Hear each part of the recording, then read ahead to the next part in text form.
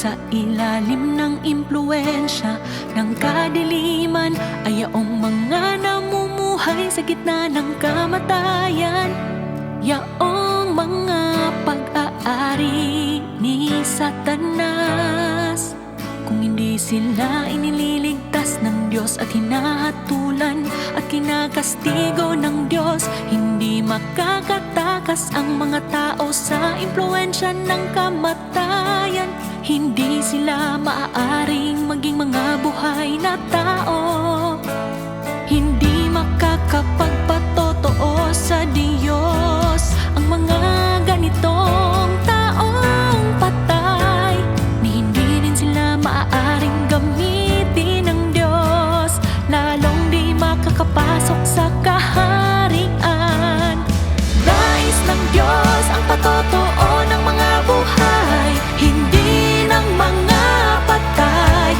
At siya'y humihingi sa mga buhay, hindi sa mga patay, na gumawa para sa Kanya.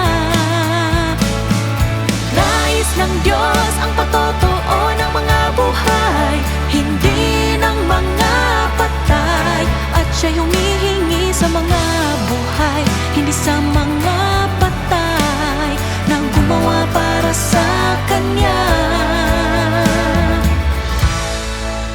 Ang mga patay ay yaong mga lumalaban at naghihimagsik laban sa Diyos. Sila yaong mga manhid ang espiritu at hindi nakakaunawa sa mga salita ng Diyos.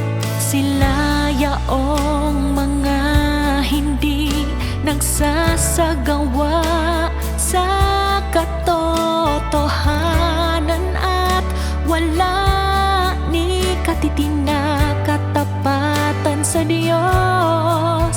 At sila yaong mga namumuhay sa ilalim ng kapangyarihan ni Satanas at ginagamit ni Satanas.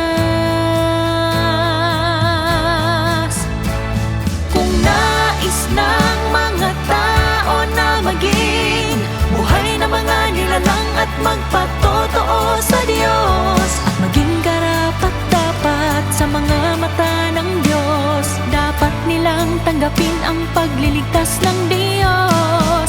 Dapat silang malugod na magpasakop sa Kanyang paghatol at pagkastigo, at dapat nilang malugod na tanggapin ang pagpupungos ng Diyos.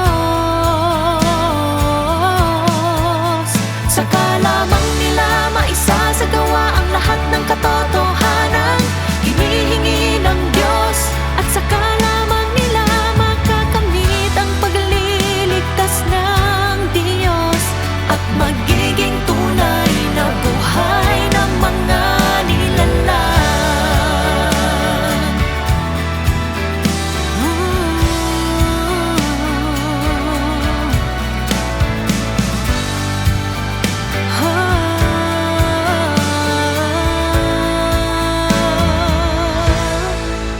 Ang mga buhay ay yaong mga nailigtas na ng Diyos, nahatulan at nakastigo na sila ng Diyos. Handa silang ilaan ang kanilang sarili at masayang ibigay